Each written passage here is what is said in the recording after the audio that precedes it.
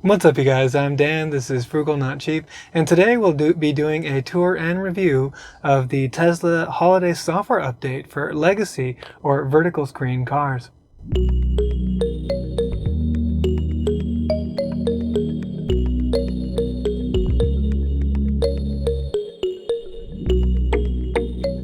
Hey guys, so here we are with the new software. This is the 2021 Tesla holiday update.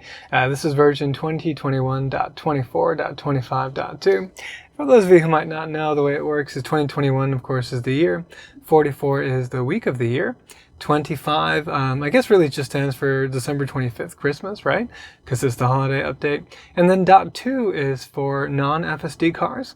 And then the cars that have the full self-driving beta are at 25.6. So that's what we've got here. And I filmed an entire video going over this software update, and unfortunately the screen was overexposed, and so you couldn't see any of it. Anyway, so the weird thing now though is I'd like to show you the release notes, but every time I click on release notes there seems to be a bug. So we'll just kind of go over some of the things that were included in here. So besides the UI changes, which we're going to go over, there were also some cold weather improvements, which is kind of a joke because last year in 2020 we were supposed to get this update, a holiday update that Elon said was going to be double fire. So he said it was going to be really incredible, and then we got cold weather improvements and not a whole lot else. So it was pretty underwhelming.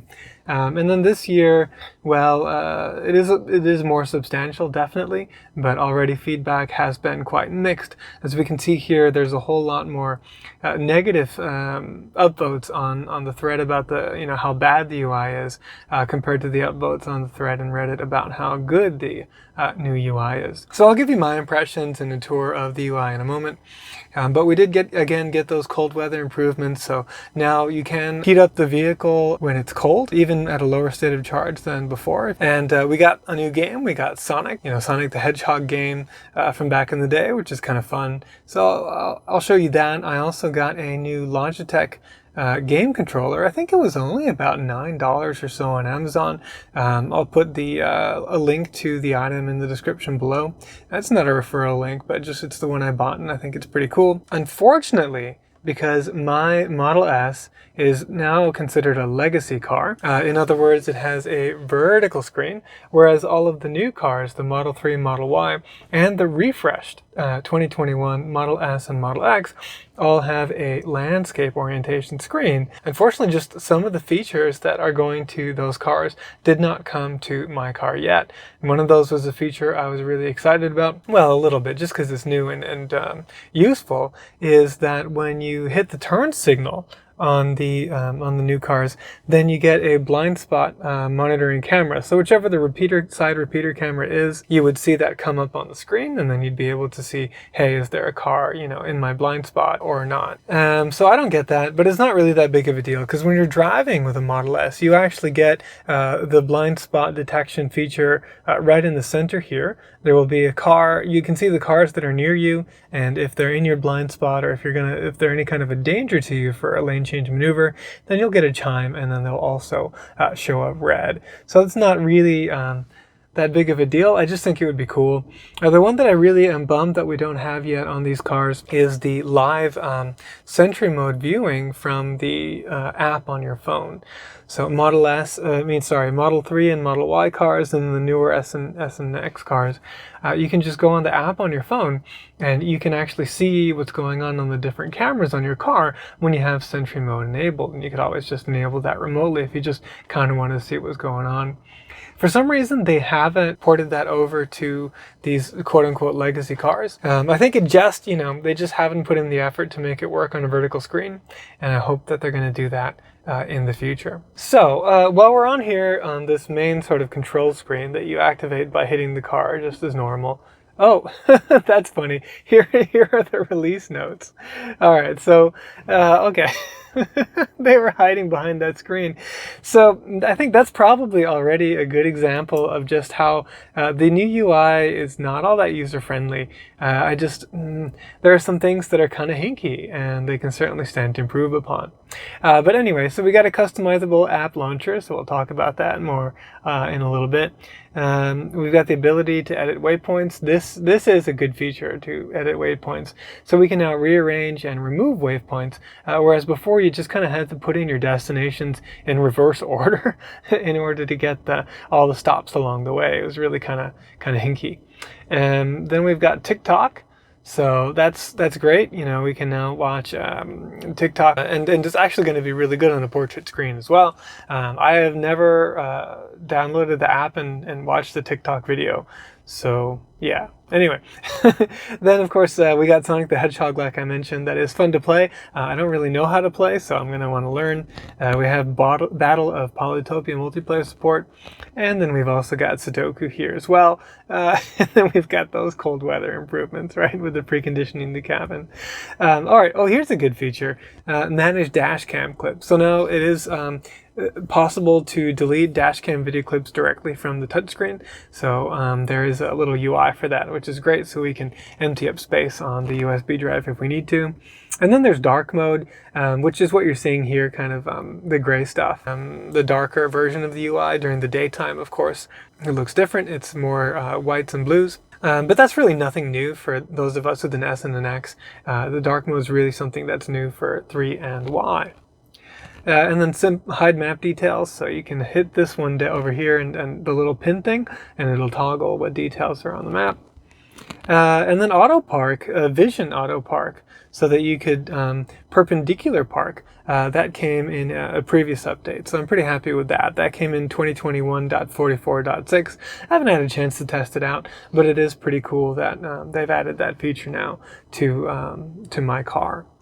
So let's just jump in and all right, so first of all, one thing that's changed is you no longer have the X button that you click in the corner.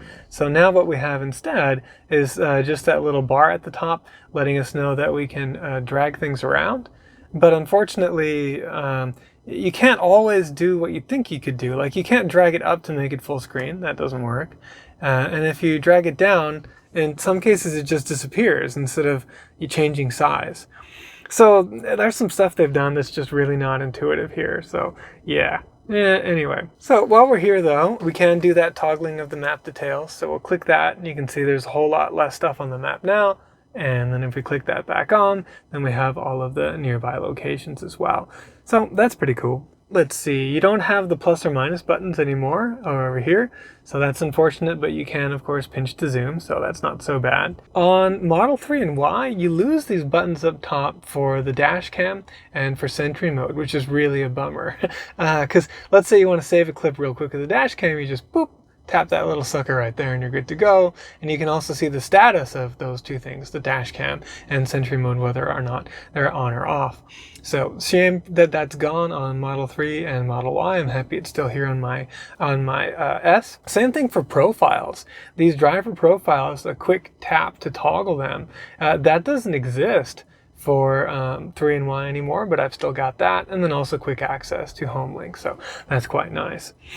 So generally, I mean, already here we can see some things that are not as good, and things that, you know, are still okay on mine, but have been a downgrade on other vehicles. Okay, so down here we have the new bar, and this is really the major change, is that now there's a little bit of customization available. And I would say in general, what they've done is to make this a little bit more like a phone interface, like Android or iOS. So I think of this thing as kind of the app drawer. And so now you have all of the available apps here in one space. And, you know, there are many. But the funny thing is actually they're not really all independent apps. A lot of them are really just shortcuts to a tab on an app. And the actual number of apps that you have here is very low. So we have tons of icons there. Sorry, let me get them back up here. We have tons of icons here, but really the only apps are Energy. That's one app. Then Phone, Calendar, and Messages are another app. Then Theater, Arcade, and Toy Box and browser are one app, and then all of the audio ones are one app as well. So we really only have 4 apps, and we have all of these different buttons here. So it's kind of ridiculous, but it is kind of nice that if you wanted to make a shortcut to get to exactly the spot that you want to get to quickly, then you can. So let's take a look at the apps. So here's the energy tab, and so this looks fine, nothing special here. But again, if I drag it, it just kind of pulls the media up, but it doesn't do anything to the energy app itself. And same thing as I go down. So it's kind of counterintuitive. It's just kind of like shoving the other one out of the way. And it's really unclear sort of why they're connected in the first place. Like, why is that there? I really don't know. And then there's no like changing its size to halfway or something. It just goes away at that stage, right? So I don't think it's very intuitive. It's kind of weird. So here's the phone app, and you've got calls, then you've got your messages, contacts, favorites, and calendar. So that's pretty cool. I think it looks pretty good. Nothing wrong with it. Again, I don't know why the freaking media stuff is here on the bottom. Let's try to get rid of it. But the media thing tends to come up no matter what. Like every now and then it just decides to pop up. I don't really know what's going on there. It's really kind of weird. And I don't know why this calendar all of a sudden popped up sort of in the middle of the screen. I don't really know what they were thinking. It's really, it's not very good. It's not very good. So let's go over and take a look at the theater. And here, again, we have the addition of TikTok, so happy about that. That's cool. But you can see here, again, like all of those apps are on here. So just like with the other one, they're just tabs. So we've got theater, we've got the arcade, and we've got the toy box, and we've got the browser. So they're all just, they're not separate apps. They're all just different tabs. And so here's the arcade. And now things are orientated so that they're better for a landscape screen rather than portrait. So whereas before we would scroll vertically, now everything is going to scroll horizontally. So not as good, I don't think, for us SNX owners, portrait view SNX owners, but it's all right. It's better for the landscape screens, and moving forward, that's the way they're going to be. But still, I hope that they can optimize the software a little bit better for us, because there's still a lot of us that have these portrait screens out there. So here's the toy box and all the different toys. Nothing new there, I don't think. No, it's all the same old stuff. And then the browser, which continues to work very, very, very slowly, as you can see here. I mean, we're only loading Tesla.com, and yeah, it's still thinking about it. One eternity later, and it's still not there, so let's just forget about it. Yeah, so the browser kind of stinks still. It's cool that it's there, but it doesn't work very well. And then we have all of our audio. So again, I'm not sure why it's going quite so slowly. Maybe the connection's a bit bad right now. Yeah, it's saying the LTE connection's a little bit poor right now. So what's new though is before these were different sort of tabs, and then the interface has changed here where it's a drop-down menu to get to the different sources. So we could go over to Bluetooth, which is my phone, and then we can go over to titles, relatively new. I mostly do music off of USB, which is really, really good. The sound quality is incredible. And while we're on that, I would like to point out that in 2022.44.6, so the immediately previous version of the software that I had here for vertical screen SNX, they halfway fixed the album art. And the reason it's only halfway is because, again, they were only thinking about people that have a Model 3 or Model Y. So they fixed the album art for them, but they forgot about SNX. And so what that looks like is, I don't know, let's say we're going to play a little bit of a little bit of No Doubt here. I don't know, whatever. We can see the album art here showing up. And so if you were on a Model 3 or Model Y on your one single screen that you have, you'd be thinking, okay, great, they fixed the album art, everything's working hunky-dory. But what they don't realize is that for Model S and X, we also have the instrument cluster. And on the instrument cluster, if we go over to Media and look at the album art, at first everything looks hunky-dory, because the first album art that I loaded does indeed show up here on the screen. But now if I change the track, and now I'm listening to Johnny Cash, and then we go back over here. Nope, no change in the album art, and it's stuck. So I'm playing Johnny Cash, no change in album art. Now I'm playing Bear Mountain, and there's again no change in album art. It's just going to be stuck there on No Doubt for the whole drive, while the album art is changing properly down here. So again, they just keep forgetting about S and X, and especially about portrait screen S and X, and it's a little bit annoying. They really I don't know. For a company this big, I really think that they should spend a little more time making sure that the releases are polished and really good before they ship them out. Because, yeah, come on, that's pretty lame. So, what I've been doing is just having the energy up instead, so that I can just focus on the one place where the album art is correct, which is over here. The other thing that I've noticed is it hasn't been as good about resuming playback off of USB when I get into the car. So a lot of times before there was a little trick that I could do and it would resume playback, but when I got into the car earlier today, nothing. So I don't know, there seems to be some regression there. Thankfully, the most important thing in terms of music has not regressed, and that's the audio quality. So over the last, I think, 2 or 3 software updates, I've noticed a marked improvement in the audio quality when playing over USB. And that continues to be the case. So I'm very, very happy with that. And I hope that that one definitely, knock on wood, that one's not going to change. So that's all of the different screens. I think there have been a few changes to this kind of control area here. They've just kind of reorganized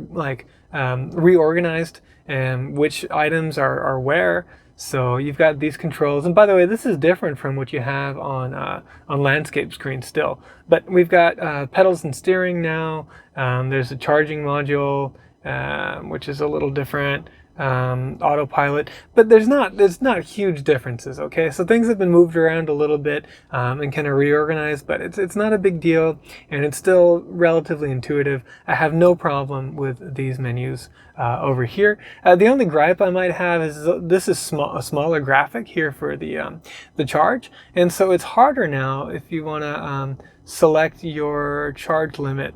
It's a lot harder to set where it's going to be because it's tiny, and additionally it's no longer giving us a percentage. So yeah, I think that's definitely not as good. Like, I can see that that's probably 90, but I don't know if it's exactly 90, right? So I'm not super stoked about that.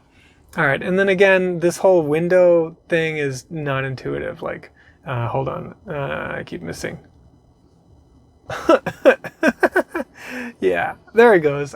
See, it's no good. And then this media thing that always wants to persistently pop up, not good either. Ugh. Okay, I'm trying to be positive, but it's hard. All right, so the climate controls have also changed. So if you want to change the temperature, it's still a tap on the up or down carrots.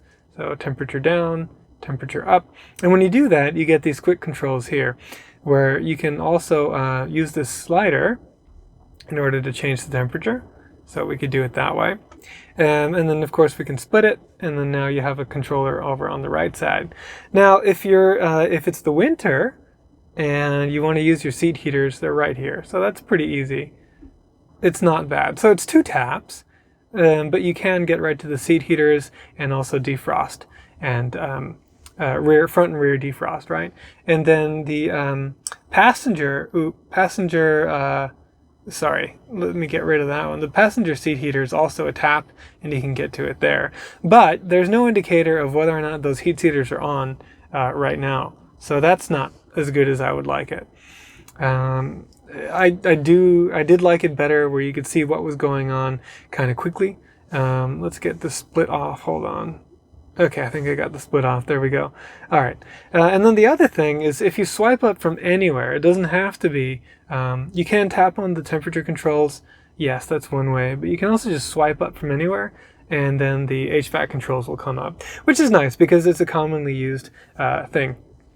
And so you can see here we have the full array. We've got driver and then passenger seat heaters, bioweapon defense mode, scheduling. We've got the fans and all this kind of stuff.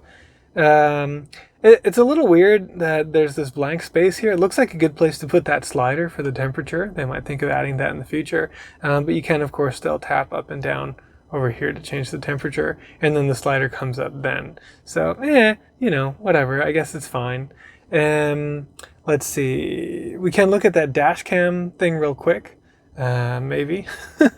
It's a bit slow to load, actually. And we're only looking at my rear camera for some reason. It did that the other day. It took a while to load all of the other cameras. Oh no, this is the front camera. Okay, yeah, so now they're all on here. But if we wanted to, you know, do the clips, then they're all here, and you can do all, Sentry, and then Dashcam. And then there is, if you click on one, a quick way to just, hit delete there. So that's kind of nice, is that we can, I don't actually know, is that new or not? Huh.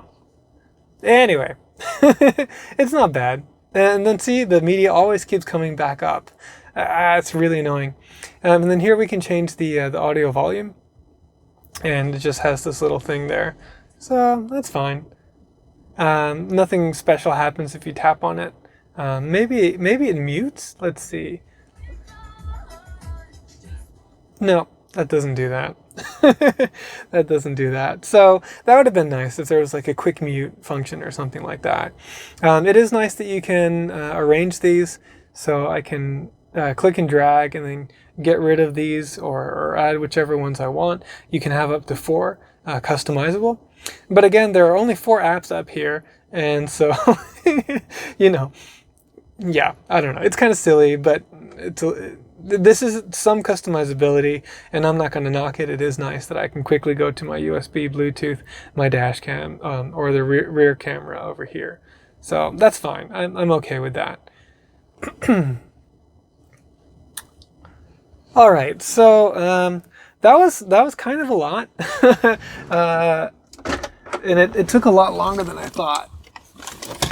So I think what I'll do now is just here's the controller that I got. It is a Logitech F310. And all I'm going to say is it's very similar to Xbox controls, as you can see here. It's kind of like a blend of Xbox or PS and PlayStation, but mostly like Xbox in terms of the buttons, as you can see. And it works very, very well with the car. Yeah, just plug and play. I'm not great at playing the games or whatever, but you know, so far I like it. For instance, Skyforce Reloaded really looks quite good, I think. So yeah, I'm running out of low on time. I've actually got to run somewhere, so I'll just give you kind of my review, my final thoughts. And yeah, so my final thoughts on the Tesla model, on the holiday update this year is that they really didn't think about portrait screens, for one. They didn't think about Model S and X all that much. They were really focused on 3 and Y. And that while things have changed and things look different, they're not really any better. And that a lot of the window type stuff is really counterintuitive, and I don't think they really thought all that much about it. In fact, I just don't think it's a very good release, to be frank, actually. It's not going to drive me nuts on a daily basis. Like, these things are not really that big of a deal, right? But it's not very good, right? I think that's really the end of it. I wanted to say something positive about it, but I can't. It's just not great. Yeah, it's just not great. But what is great is this controller, which is super cheap, and it was a lot of fun to play video games with it. So that is something positive we can end on. And then hopefully they will iterate on this software, and in the coming software updates, we'll start to see hopefully a little bit more attention being paid to Model S and X on the instrument cluster. Hopefully more attention to portrait screens, because there's a lot of us still out there with those. And then hopefully also just a little bit more thought into what's intuitive and what, you know, like, yeah, just what's intuitive and what's easy for the user. What are the things that the user really wants to be able to do quickly with one tap or less, or what kind of information they want to be able to see all the time and all that kind of thing. So hope you found this review helpful. If you did, please hit the like button, and also subscribe if you want to see more. Thanks very much for watching. Thanks to Max for sitting here patiently while we were doing the whole thing. But anyway, thanks again for watching, and I will see you in the next video.